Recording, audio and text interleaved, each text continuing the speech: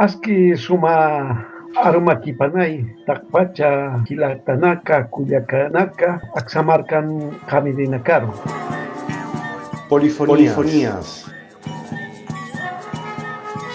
Para hablar de la lengua y las identidades y las representaciones que hoy tenemos acerca del guaraní, nos encontramos con varios mitos. Raíces. Ser afroargentina, del tronco colonial, identificarse de esa manera, es una categoría política. Polifonías de Latinoamérica. La realidad áulica fue la que me llevó a trabajar en el diálogo intercultural.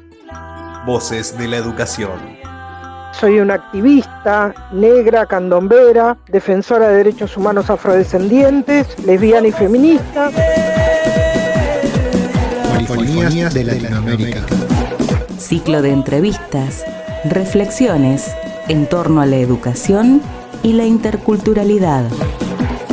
Somos Polifonías de Latinoamérica. Idea y conducción, Mónica Ángel. Proyectos Convocatoria 2020 de Radio UNTDF.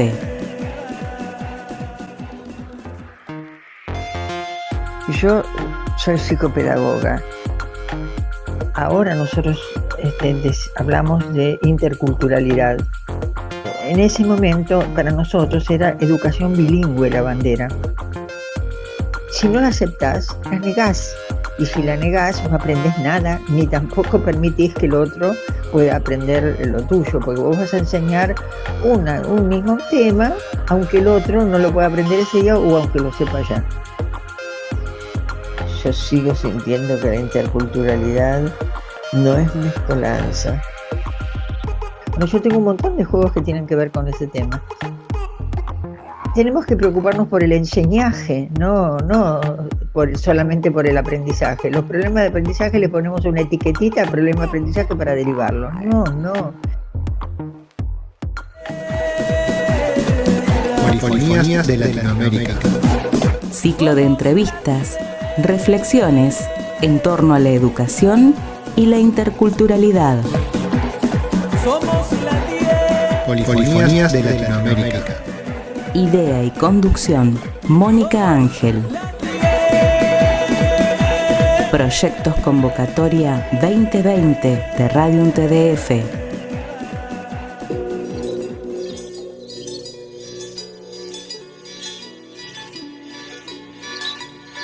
Desde el programa Polifonías desde Latinoamérica, Hoy nos acompaña Marta Tomé. Tengo 82 años ya y toda mi vida fui maestra. Entendiendo toda mi vida, desde muy chica supe que quise serlo y pude siendo una familia humilde. Así que no sé si será por eso que siempre fui tan fiel y tan agradecida para poder hacerlo. Después seguí psicopedagogía. Ahora nosotros hablamos de interculturalidad. Allá en los años 70, cuando yo empecé en un lugar donde todos hablaban una lengua materna diferente a la mía, que por otro lado yo era hija de italianos. En ese momento para nosotros era educación bilingüe la bandera, que empezábamos a ver claro. Pero además tengo que aclarar otra cosa, el Estado tampoco la veía, porque yo no trabajaba en una escuela creada por el Estado, sino que la cooperativa que se había formado, digamos, para encarar todas las fuentes de trabajo, que era en ese caso el trabajo en el monte.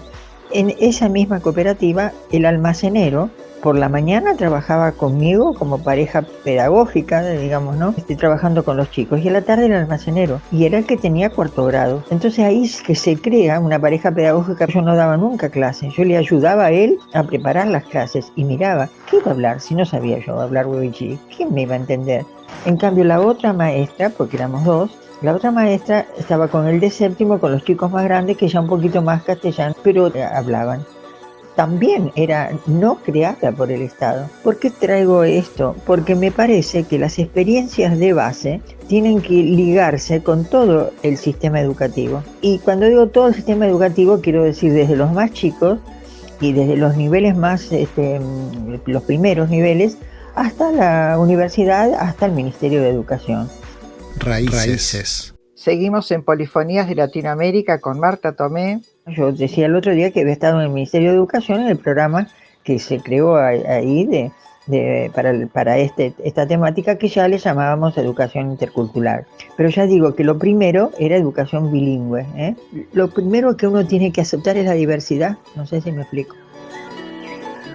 La diversidad de lenguas es una de las diversidades, pero la diversidad de niveles es otra. Por eso cuando yo encontré a don Luis Iglesias, maestro de los maestros de escuelas rurales unitarias, también sentí que ese era como muy cercano a mis ideales, digamos, ¿no? Yo lo tomé como maestro, como tal, lo saludaba siempre para el Día del Maestro a él. ¿Por qué? Porque tenía en cuenta los distintos niveles dentro de la misma aula. Yo creo que eso hace que uno acepte la diversidad. Si no la aceptás, la negás. Y si la negás, no aprendés nada, ni tampoco permitís que el otro pueda aprender lo tuyo, porque vos vas a enseñar un mismo tema, aunque el otro no lo pueda aprender ese día o aunque lo sepa ya. Polifonías. No lo llamamos intercultural, digo diversidad de niveles. Bueno, yo tengo un montón de juegos que tienen que ver con ese tema, porque para mí es un escaloncito para poder aceptar también que el otro piense desde otra cosmovisión, ¿eh? Para mí el acercamiento, entonces, acá en la ciudad de Buenos Aires, donde yo estaba, con la gente que veía, por ejemplo, la problemática en los centros urbanos, no había que irse allá. Durante mucho tiempo yo, para poder ayudar, creía que tenía que viajar, que tenía que ir a los lugares del interior. Y acá también, y en todos los pueblos hay una mezcolanza de gente. Yo había trabajado justamente en una escuela que tenía 7 primeros grados, estaba a un cuarto de hora de mi casa, 7 primeros grados y un 7º grado. Era una escuela totalmente expulsora y había migrantes del interior del país, migrantes que formaban un grupo que, como psicopedagoga, yo que era ya en ese momento, lo único que hacía era clasificarlos por niveles de maduración para la lectoescritura. Y tenemos que preocuparnos por el enseñaje, no solamente por el aprendizaje. Los problemas de aprendizaje le ponemos una etiquetita, problema de aprendizaje, para derivarlo. No, eso no es educación intercultural ni nada. En el encuentro de hoy entrevistamos a Marta Tomé.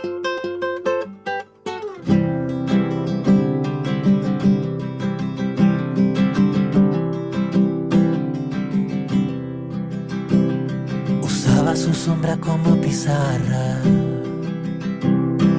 y la tiza era cal de un viejo paredón. Escribía la lección cuando encontraba el sol de frente para hacer la proyección. Usaba su sombra como pizarrón y se iba por los pueblos y enseñaba los niños más lejos de la educación. Decían que su esposa lo mismo hacía, que eran matrimonio profesora y profesor, que eran matrimonio profesora y profesor. Ay, la irara, la irara, la la la la ira.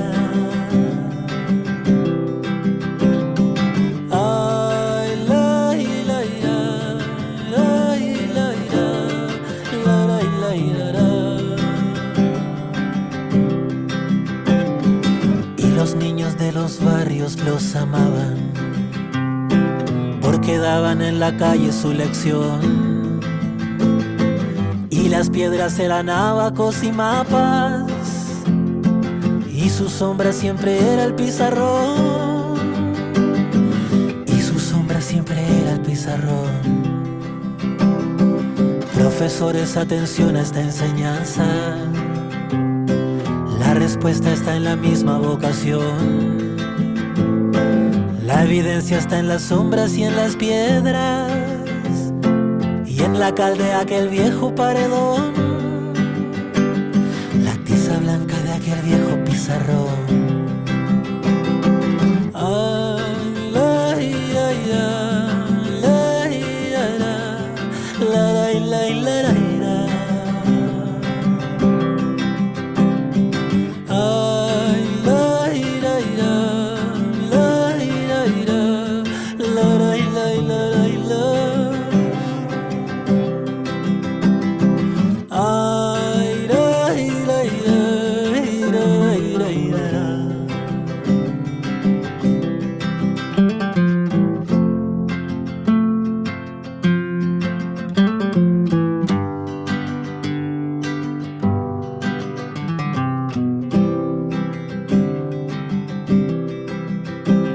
Después sepan que el maestro y la maestra seguirán por el camino bajo el sol, mientras la tarde alarga en la floresta aquellas sombras que usarán de pizarrón,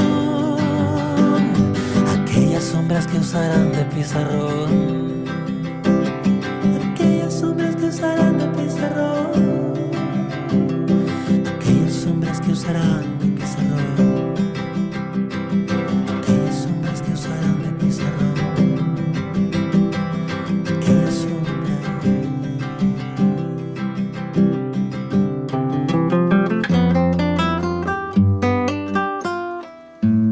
Ser maestra en una escuela intercultural bilingüe es un gran desafío. Por eso en la escuela aprendemos desde las prácticas, los conocimientos y los valores de la gente de su cultura.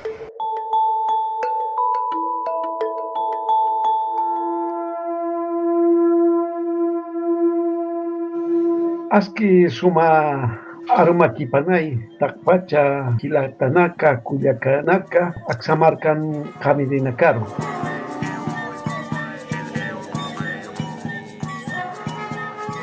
Para hablar de la lengua y las identidades y las representaciones que hoy tenemos acerca del guaraní, nos encontramos con varios mitos.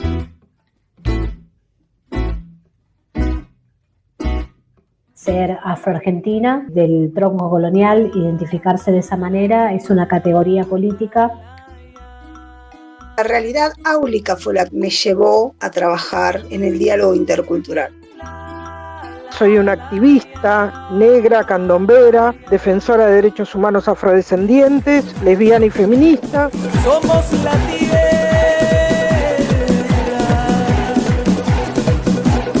somos la tierra,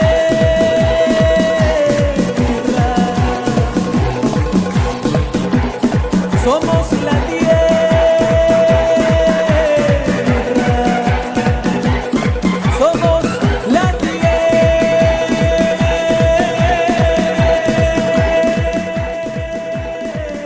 Seguimos en Polifonías de Latinoamérica con Marta Tomé.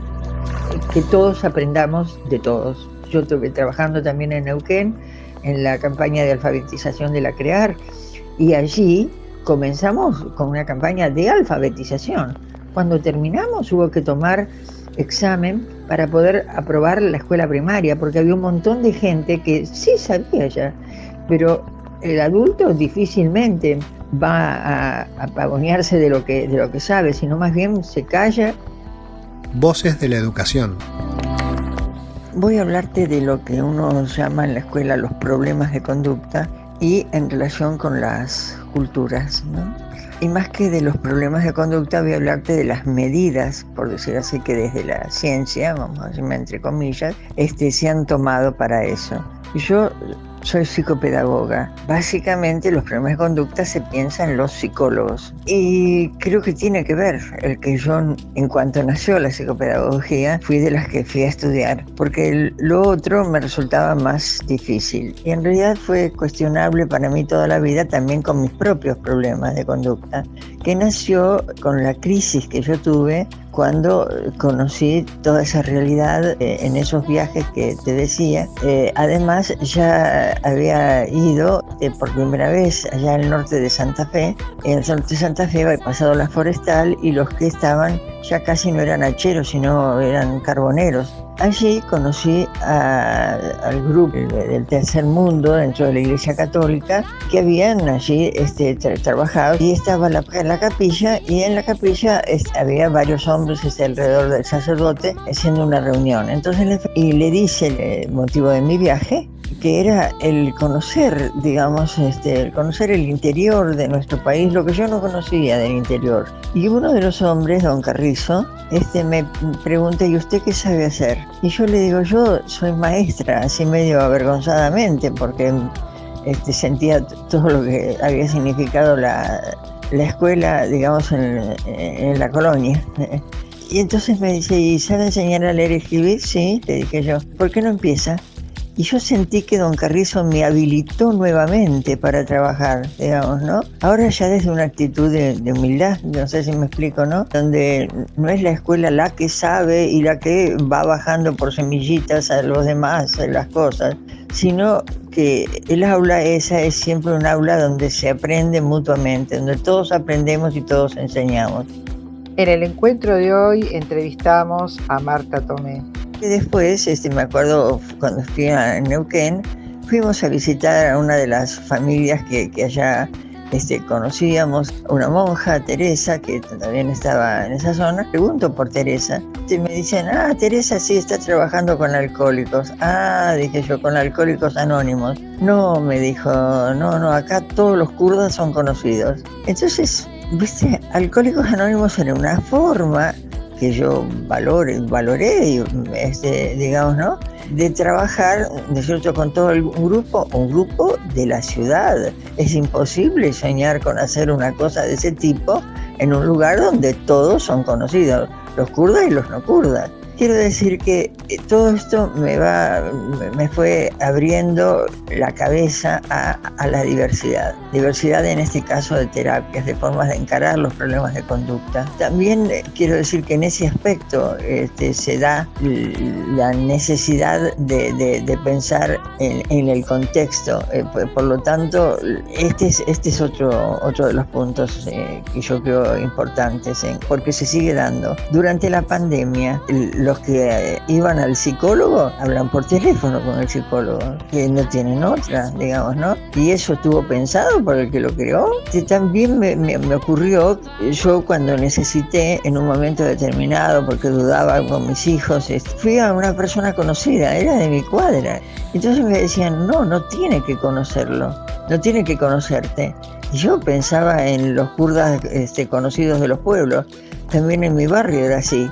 Y yo, con todas las cosas que tenía en mano y a donde tenía que ir y no ir, y para mí el tipo era un tipo que, como justamente yo lo había conocido, como un tipo honesto, era el más honesto del grupo de jóvenes en el que estábamos, y me ayudó, ¿sí? En todos los aspectos creo que tenemos que ser más amplios.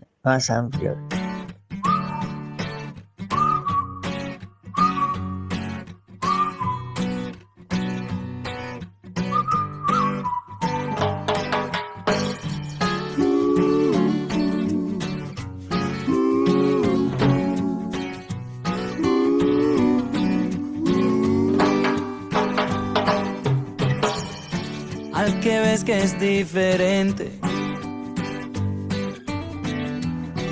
al que piensa algo distinto, Revolución cero, al que juzgas duramente y no se lo dices de frente, no mereces ser tu amigo. Hoy culpaste a tu pie izquierdo y mañana es el estrés, guayo. Tal vez ese que hoy atacas puede ser tu gran amigo, y en tu guerra no lo ves. Intenta tratar a los demás como lo harías contigo. En el encuentro de hoy entrevistamos a Marta Tomé. Voces de la educación.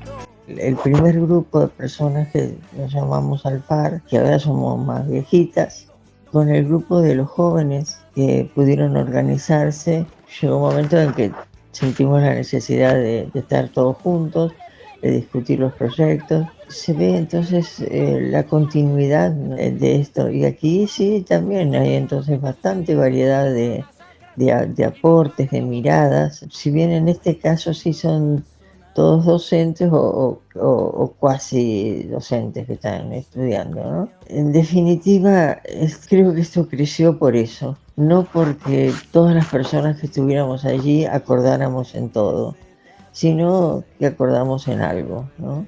Y que ese algo sabemos que vale la pena que continúe.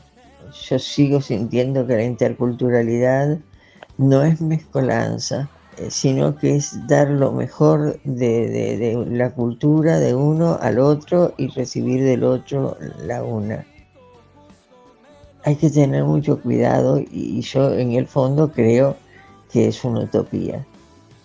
Lo que nos dice Galeano y lo que yo repito siempre sirve para caminar esto de saber que la interculturalidad sería el complemento de una cultura con la otra, pero sirve para saber hacia dónde vamos.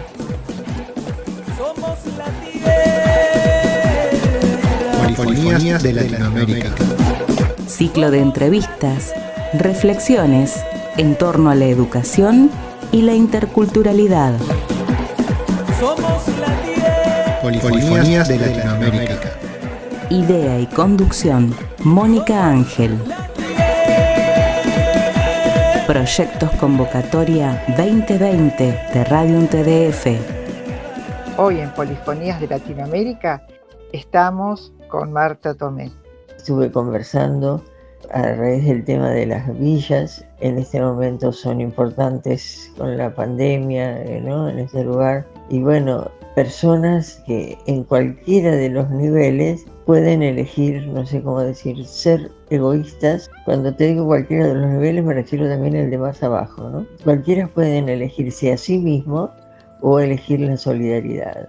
Entonces la interculturalidad en ese caso se encuentra con esas piedras en el camino, que quien uno creía que podía, digamos, ser el que más aportaba, no lo hacía porque había elegido otra cosa, ¿eh? Mientras que por eso te hablaba del padre Mujica, que tanto me emocionó en este periodo el recordar el que habíamos trabajado juntos, el saber que venía de una familia pudiente y que sin embargo dejó todo. Que cuando lo hirieron a él y a otro, cuando llegó al hospital, él pidió que lo atendieran primero al otro. Venía de una familia rica, pero trabajó para la villa y eligió al otro primero. Esto se llama solidaridad. Espero, no sé si se dará, no sé si se dará. Después de la pandemia, que hayamos aprendido a vivir también mejor con la naturaleza, que se nos ocurra otra forma de economía, porque con esa la destruimos. Mano fuerte va barriendo, pone leña en el fogón, mano firme cuando escribe una carta de amor, manos que tejen haciendo nudos, manos que rezan, manos que dan, manos que piden algún futuro para no morir en soledad. Allá, allá.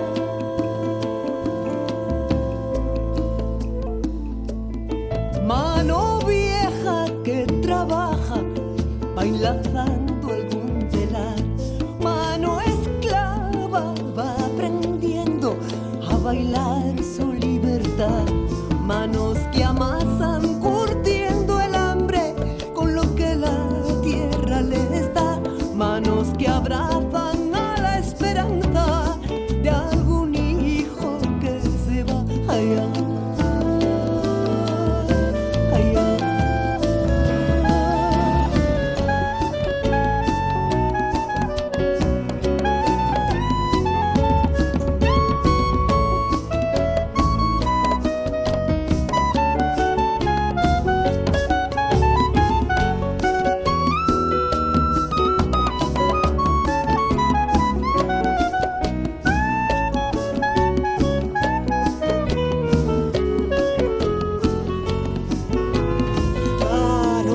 mujeres que han parido la verdad, manos de colores aplaudiendo algún cantar, manos de mujeres que han parido la verdad, manos de colores aplaudiendo algún cantar, ay, ay,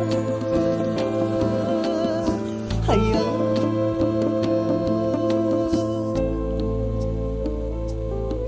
Mano fuerte va barriendo, pone leña en el fogón, mano firme cuando escribe una carta de amor, manos que tiemblan, manos que sudan, manos de tierra, maíz y sal, manos que tocan dejando el alma, manos de sangre, de viento y mar, manos que tiemblan, manos que sudan, manos de tierra, maíz y sal, manos que tocan dejando el alma, manos de sangre, de viento y mar, manos que tiemblan, manos que sudan, manos de tierra, maíz y sal, manos que tocan dejando el alma, manos de sangre, de viento y mar, manos que tiemblan, manos que sudan, manos de tierra, raíz y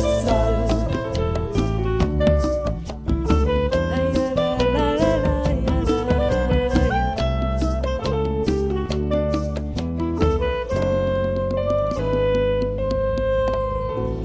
Polifonías de Latinoamérica.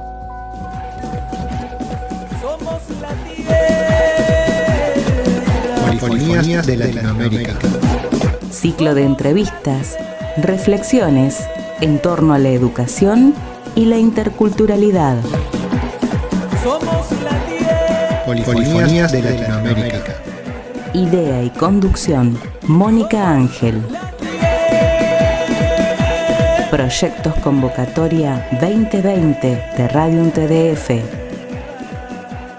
Donde uno elige lo que quiere hacer el resto de su vida. Para el intercambio, para la discusión, para las ideas. De generación de conocimiento. 106.9. Haciendo comunidad. Lugar de encuentro.